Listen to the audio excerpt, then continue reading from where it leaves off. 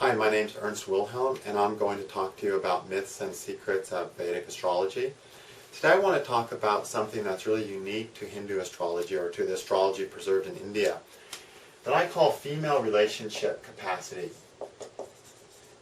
Female relationship capacity. Okay? And this is simply a woman's ability to be happy in her love life. And we do the same thing for men, actually. So there is, male relationship capacity too. But today I'm just going to talk to you about female relationship capacity. How able are you, if you're a woman, to be loved and feel loved and to have a good relationship? That's the single most important thing for you when it comes to having love in your life.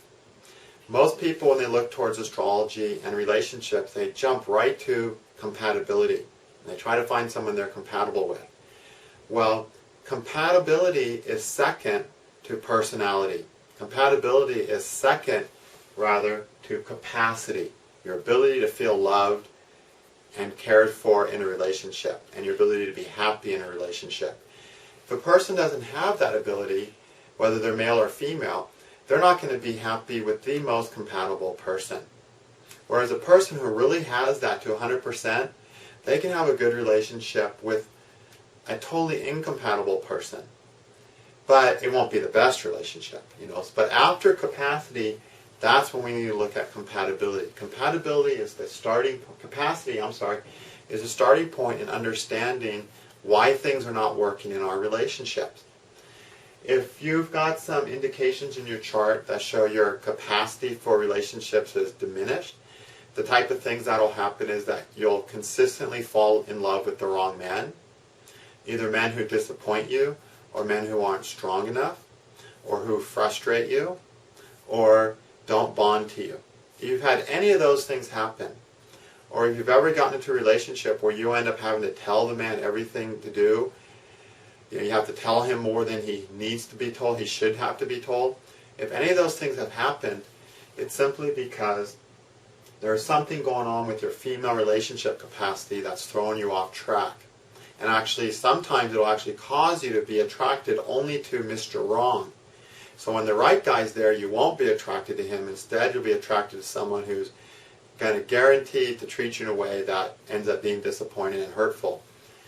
So you want to avoid that by understanding your capacity, and by understanding it, adapting to it and adjusting what you need to have a good relationship. Okay? And that's the most important thing. Problems with your capacity to be in a relationship will also bring out the worst behavior of the man. Whereas as a woman, your only job in the relationship is to bring out his best behavior, right? Because you want the man to be the best for you, obviously.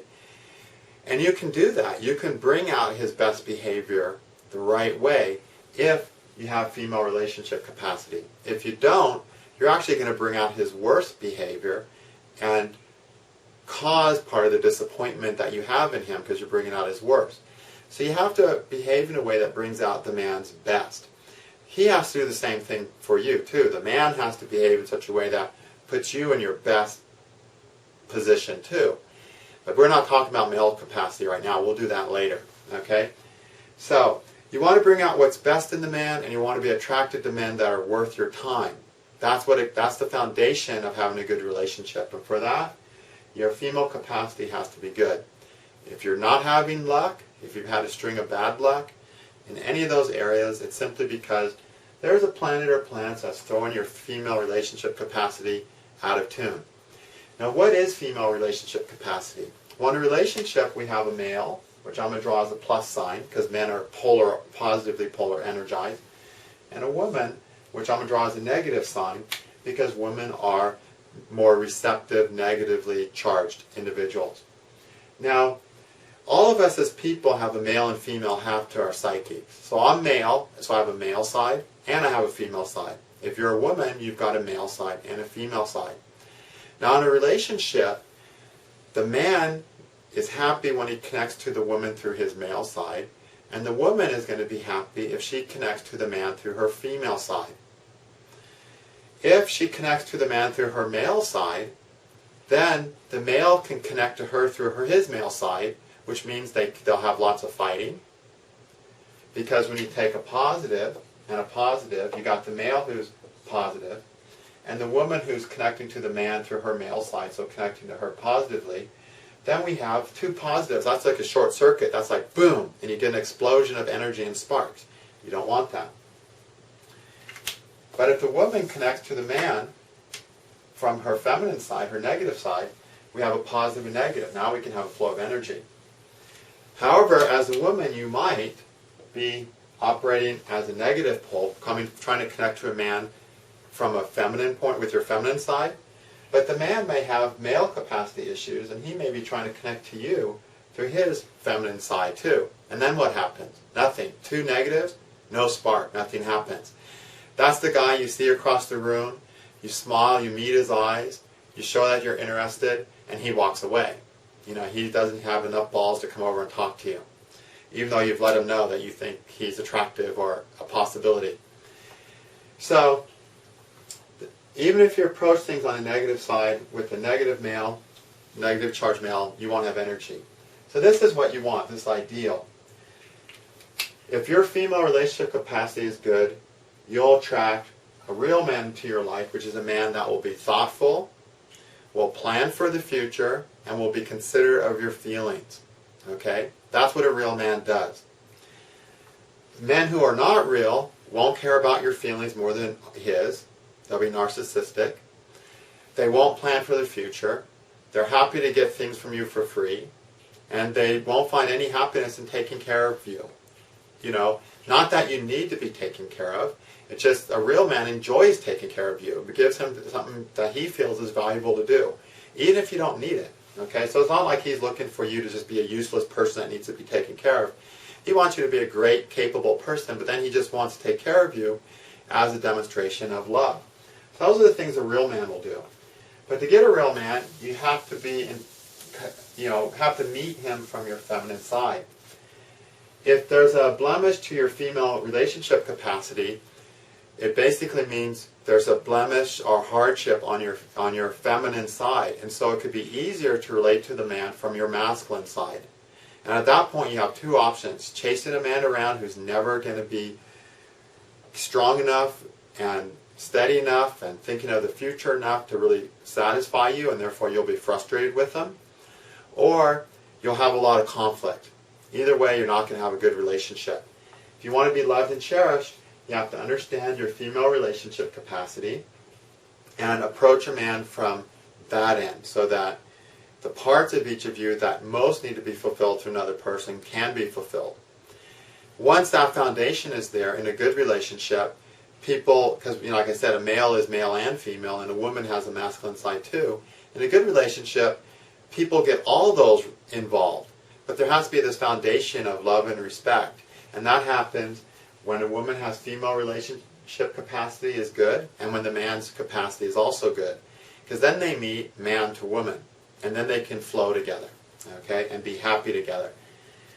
So when we look at this astrologically, we basically are just measuring the woman's feminine side and how healthy and happy it is. The healthier and happier it is, the better off she'll be in a relationship.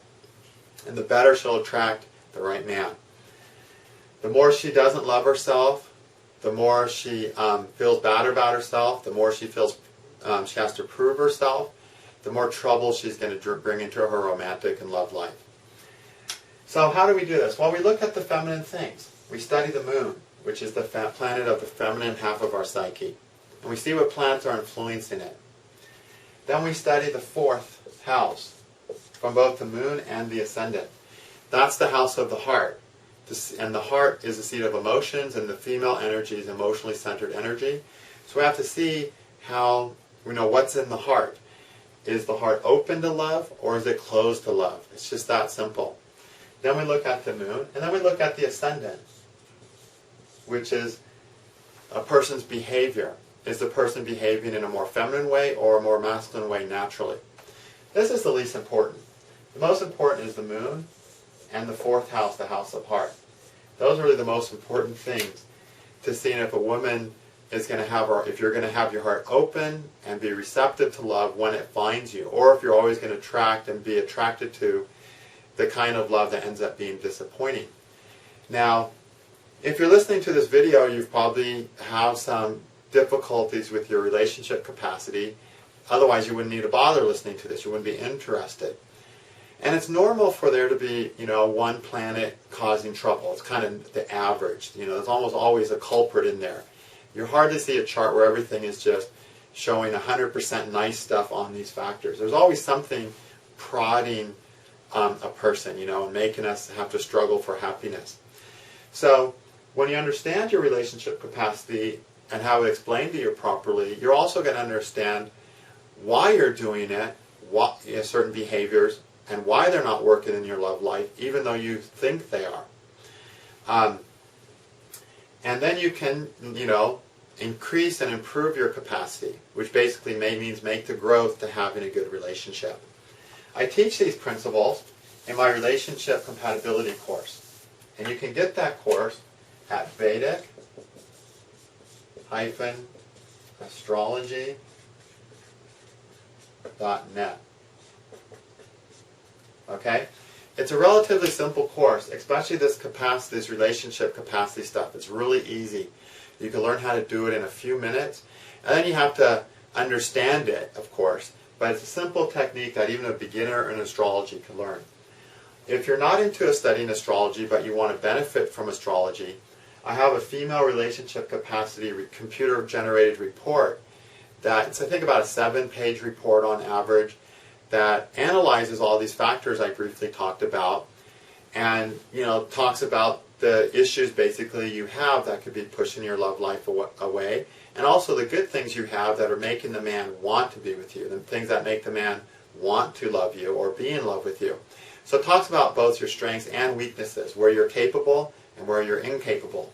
And you can get those reports at Vault of the Heavens, V-A-U-L-T, of the heavens.com. And this is just really a profound technique of Vedic astrology. It's not anything that's duplicated anywhere else. In the old books, they actually had chapters on astrology that pertains only to women. And this is one of the techniques from that chapter. This is a gender-dependent technique. For men, we do it differently. For men, we don't look at the moon and his fourth house from the moon to see if he's capable in a relationship. We look at other things. Astrologers usually, when they look at relationships, they just jump to your 7th house, which is your partnership and your fate with your partnership life. But a relationship starts with you. And so really the good astrologer is going to look at you. What are you bringing into the relationship as far as your ability to be happy in love? That's the starting point. And these old Hindu books are the only ones that mention that true starting point. If that's solid, the rest sort of will take care of itself. Okay? If that's not solid, no matter how many people you meet, you're going to struggle with all of them until you understand what is going on and why you're behaving the way you are and therefore not having the love you want in your life. So check out this course if you really have study time. Otherwise, get a report and really understand your behavior in relationships and what you can do to have the best relationship. Thank you.